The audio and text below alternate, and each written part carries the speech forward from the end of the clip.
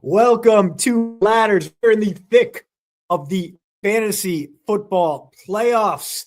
And here at FTW, we're here to guide you towards league glory and not the stress-free, blissful ignorance of waking up on a Sunday morning and not obsessively checking your roster. I am USA Today's Christian DeAndre. He is a Rhode Island scumbag. Boyajian, how you feeling today? I've been better. It wasn't the greatest Sunday for us with the Patriots, or the fact that even though I had a bye in our Scumbag Fantasy League, I may have lost 4 players to injury heading into this week. So felt like I was watching Patrick Mahomes play against the Patriots with the amount of phantom calls that they were seeing, and that Marcus Jones interception that was, I guess, a completion. I can't. I mean, it's not the ref's fault that Drake May completed 5 passes in the second half. It's not the ref's fault the Patriots couldn't get anything going outside of Tre'Veon Henderson. You know whose fault it is? Ben's, from texting us from Gillette, telling us how terrible, how awful the Bills were, up 21-0. The ultimate schmaz right there. We all learned our lesson. The man who held the Rhode Island scumbag post before you, Yaj. Disaster of a gambler, disaster of a human, and now the Patriots have yet to clinch the AFC East. Well, at least there's next week's. We'll see how it happens. Yes. Speaking of next week, if you're here, that means you are in your fantasy semifinals or maybe quarterfinals if your league manager is a complete lunatic and decides to have week 18 count. That shouldn't be a thing. But we had a very eventful week 15 where we lost a bunch of high-impact stars. Yeah, as you alluded to it. Yep. We're going to try and find the waiver wire pickups who could carry you to glory, even if you had Patrick Mahomes, even if you had Christian Watson, even if you had Davante Adams in major roles in your roster. We're going to start with the biggest one of all. Patrick Mahomes, done for the season, torn ACL. Season was over for the Chiefs anyway. Yep. Let's say you had Patrick Mahomes in your lineup. You're going to drop him. Who do you want to pick up? And let's say 50% owned is the threshold here. Okay, so some of the guys I was checking just over 50%. People like Trevor Lawrence, who absolutely blew up yesterday. So that guy's long gone. 12.59 pickup for our friend over there. Carried you to victory. So kind of looking at the bottom of the barrel for what we got left. And I settled on Tyler Shuck for moving forward next couple weeks. He's provided a decent floor, right around 20 points. His ceiling, 23 points. So it hasn't been great. But again, at this point of the season, you just need somebody who's not going to put up a single-digit dud as your quarterback. If you're relying on Patrick Mahomes, he hasn't been lighting the world on fire this year. Halfway through the year, the massive games disappeared. Yeah. So if you're looking for a guy who can kind of fill in around the same point value you were getting, it's probably going to be Tyler Shuck. Again, Brissett's probably not around. Lawrence is probably gone. And you just need someone with the floor. Just go with him. He's definitely going to play the next couple games, and he's been serviceable. So that's my pick, Tyler Shuck. I'm going to take it in the opposite direction. I don't need that stable floor. I need that boom bust. I mean, I'm coming from behind. You saw how my fantasy team finished up the season. I need someone who's going to put up huge numbers or nothing at all, and that is, of course, 9 himself, J.J. McCarthy, the NFL's worst quarterback for a while there, but the last 2 weeks, 5 passing touchdowns, added a rushing touchdown. He's got 30-point potential. He's also got 3-point potential. Fortunately, the schedule is going to be a little bit of a soft landing for him. No teams in the top half of the NFL when it comes to passing defense. That doesn't mean he's not going to overthrow Justin Jefferson and launch balls to no one in particular. It just means that he's probably going to run it a little bit, give you 4 or 5 points on the ground. He's going to throw for about 200 yards. He's probably going to find the end zone a couple times because he had that extremely competent receiving core around him. True. Now, next man up might come back for week 16, but it's a Thursday night game, short turnaround, and it's a soft tissue injury.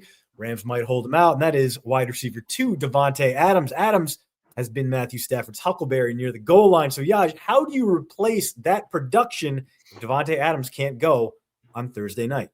All right, at this point, I'm trying to find most likely a younger player whose role is growing as the weeks go on.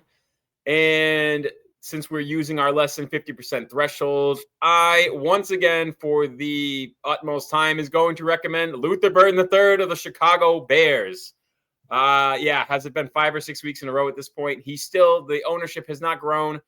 He did tweak his ankle and did not come back on Sunday. So fingers crossed it was simply because it was a blowout for the most part. It was. It wasn't a close game, particularly with the Browns. So I'm going to err on the positive side of things and just hope that they just wanted to make sure he was ready for the next week. Again, 70% of Yahoo rosters, but once again, 6 catches, 8 targets. So he's clearly getting run. DJ Moore did come back from the dead yesterday, but I will put my faith in my boy, Luther Burden, to hopefully be healthy and replace a good majority of that production you would have gotten with Davante Adams.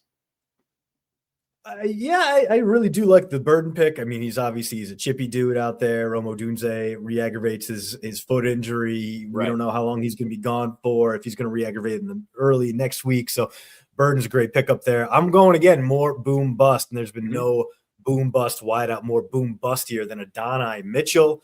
Yeah. We know the Jets are saying, everyone get him the ball, whether it's Tyrod Taylor, whether it's Brady Cook, maybe whether it's a returning Justin Fields. Now, Mitchell's got those stone fingers. He's dropping a lot of passes, sure, but few people on his team are able to get open like he does. The one thing that could hurt him is a Garrett Wilson return, eating into those targets. But still, Garrett Wilson returns. That just means more space for Adonai Mitchell, more room for him to drop passes and have you tear your hair out in your fantasy playoffs. Okay, another wideout gone. Don't know when he's coming back. Early returns were positive for Christian Watson of the Green Bay Packers.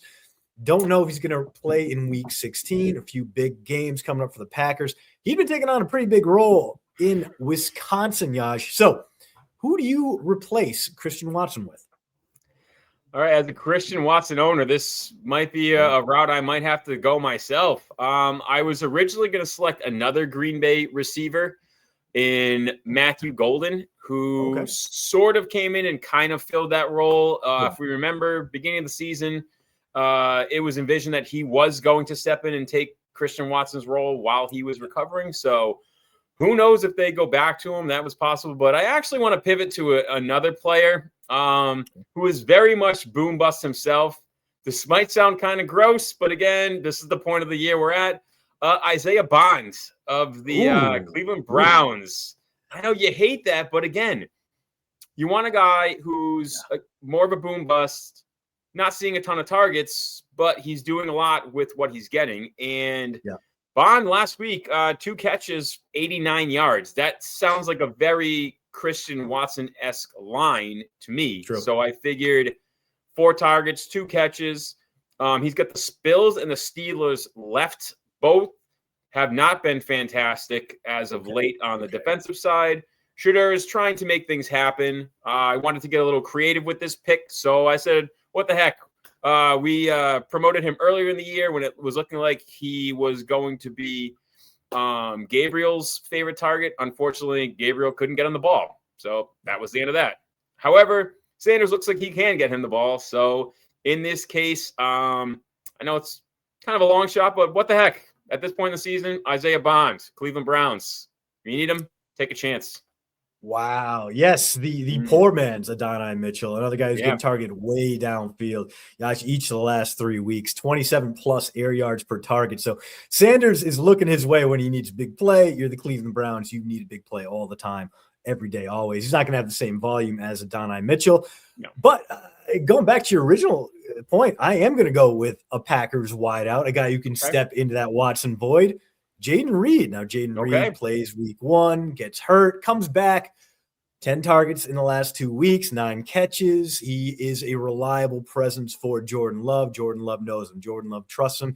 And he can be used in that intermediate range, in the short range with some run after catch skills, or as a deep ball savant. You know, you don't want to be throwing all those deep shots to Bo Melton. So Jaden Reed, I think, has a nice little handcuff upside there in case Watson does not make it back in time for week 16. Finally, we don't know if Devin Neal will be back or not. He left the Oh, Week 15 win over the Carolina Panthers with a hamstring injury.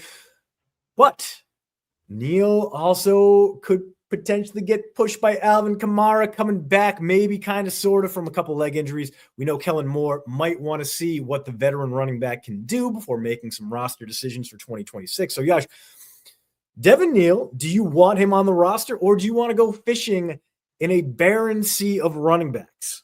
I mean, here's the thing. If you're relying on Neal, I'd rather stick with Neal. If he's going to keep the hamstring's not going to keep him off the field, I'd rather just kind of stick with him. But if he's going to be out and I'm pressed to pick up somebody who popped on the waiver wire, I'm not sure if he's going to be available everywhere, but we could maybe pivot back to Michael Carter again.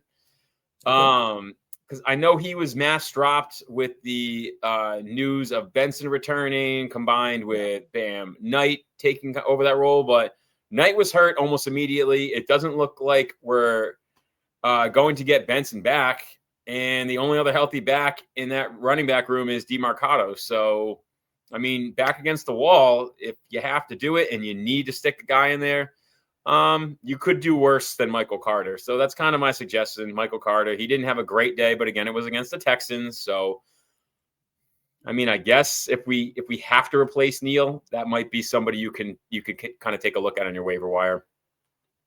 Yeah, hearing that, I'm gonna stick with Neal. I don't want any excuse to have to watch an Arizona Cardinal game this year, next year, well into the future. At this point, just a completely forgettable, generic bumpkin team right now. Don't like watching them. Don't want to have to care about them. So in this case, Neal and Kamara both kind of stink. Let's be honest. Neither one has a positive rushing yard expected. Neal has been a little bit more effective. Kellen Moore, that's kind of his guy, right? He was the head coach when they drafted him, so I do think he's going to continue to get the opportunities. If he's healthy, he's going to get enough touches to set that floor high enough to be useful in the playoffs, way higher than anyone you can pick off the waiver wire. Yeah. So once again, we're hoping for some positive injury news from several of our guys on this list, but hey, at least we got you prepared if you get the worst news possible. Yeah. Good luck out there. You're going to need it. It's a rough one.